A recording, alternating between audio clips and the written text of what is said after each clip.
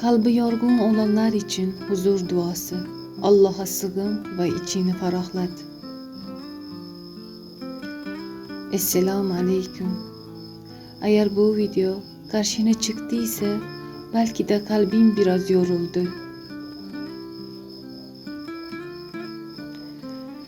Belki kimseye anlatmadığın sıkıntıların var.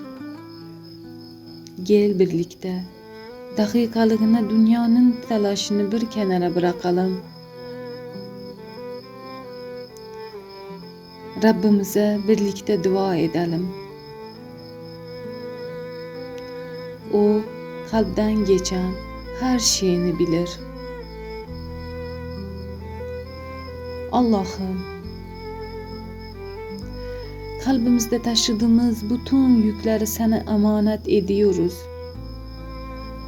Bizlere sabır ver, bizlere güç ver. Korkularımızı güven dönüştür.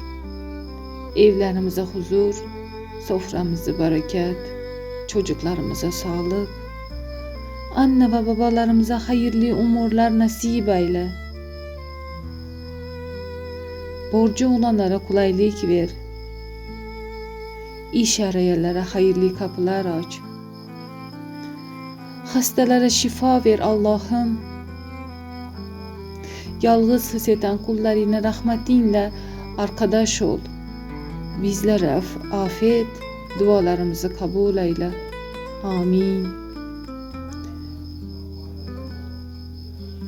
Eğer bu duaya kalpten amin dediysen,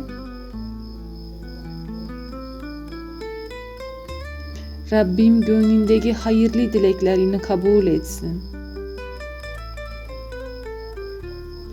Allah'ın rahmeti ve bereketi seni ve sevdiklerin üzerine olsun.